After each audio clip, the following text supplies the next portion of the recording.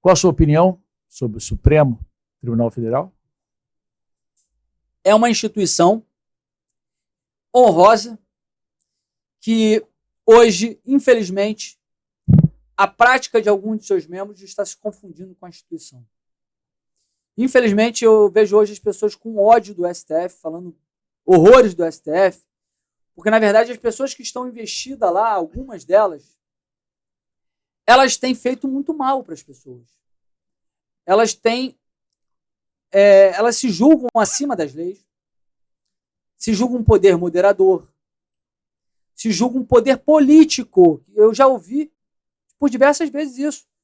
Barroso, inclusive, falou que o que nós estamos vendo é uma Câmara, um Congresso ressentido pela perda de protagonismo político, e um protagonismo político que foi tomado, não foi exatamente com esse termo, mas que o STF acabou incorporando e que não está disposto a abrir mão.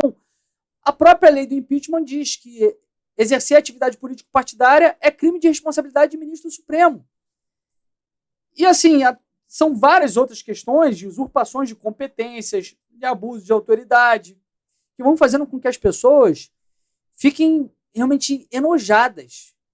Mas o Supremo Tribunal Federal deveria ser o guardião da Constituição. Deveria ser uma corte constitucional, inclusive algo que a gente tem que começar a debater. O que significa? Hoje o Supremo Tribunal Federal faz o controle constitucional abstrato e o controle de constitucionalidade concreto. Ela deveria fazer somente o controle de constitucionalidade abstrato e não o controle de constitucionalidade concreto. Isso significa que ele deveria julgar quais são as leis que são feitas pelo parlamento, se são inconstitucionais, se são constitucionais. Mas nós estamos vendo ele julgando pessoas, julgando inclusive deputados e senadores. E olha só, não estou dizendo que o deputado e o senador é melhor do que qualquer um para que não seja julgado, mas da forma que está, o mecanismo ele se tornou totalmente prostituído.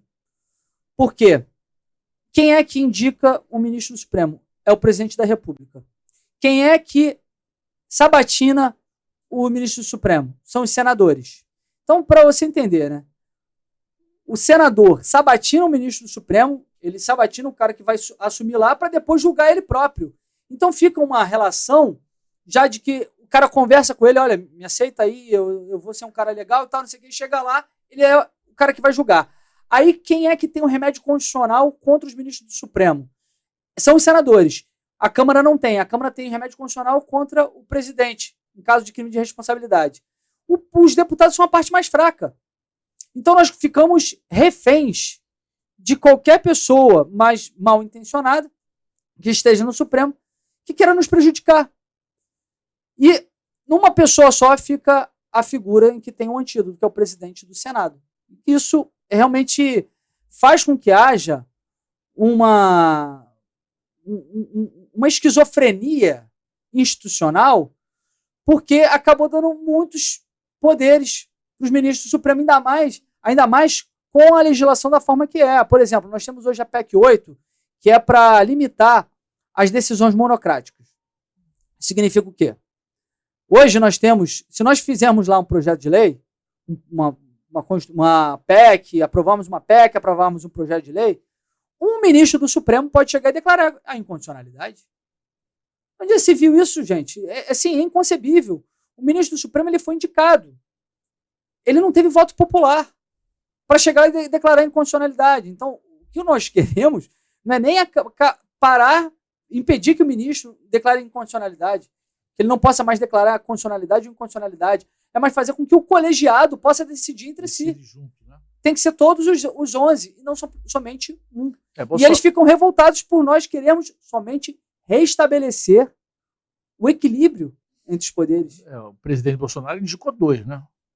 Sim. O Nunes e o André. E do outro lado 9. Agora o Lula indicou o advogado que foi, né, dele e o ex-ministro da Justiça, né? Absurdo, né? Você lembra na campanha ele falando que era um absurdo? Eu acho um absurdo indicar para ministro Supremo um amigo. Isso é algo antidemocrático. Falava tanto. Isso porque Bolsonaro queria indicar, não me lembro se foi por conta do ministro André Mendonça, não sei qual foi o ataque, né, esse ataque gratuito que ele fez contra o Bolsonaro. O que ele fez quando foi ele? Ele indicou o padrinho dele, padrinho de casamento, advogado dele, que foi o responsável por descondená-lo, o Zanin. E agora indicou um grande amigo dele, que era o ministro da Justiça, que é o Flávio Dino. Cara, assim, o cara que votou no Lula e concorda com isso, eu sei que o cara é mau caráter para fazer isso. Porque ouvir o Lula falando tudo aquilo, inclusive o orçamento secreto, por exemplo, condenava o orçamento. Hoje ele se lambuza com o orçamento secreto, comprando o voto das pessoas. Então, o Lula, ele dizia que não iria indicar amigo, indicou 2 grandes amigos para o Supremo. A pessoa tem que ter vergonha, cara. Ou no mínimo ele tem que fazer uma crítica, não. Mentiroso. Mentiroso. Agora, o cara que votou no Lula e realmente faz a crítica é porque foi enganado.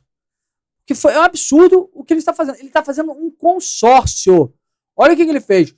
O Dino sai do Ministério da Justiça e vai para o STF. O Lewandowski sai do STF e vai para o Ministro da Justiça. Pelo amor de Deus. Que país é esse? É inaceitável o que nós estamos vivendo e não se revoltar. Ver isso tudo que está acontecendo e não se revoltar é impossível. Somos a Volts Elevadores, a empresa que mais sobe em Niterói. Ligue e comprove.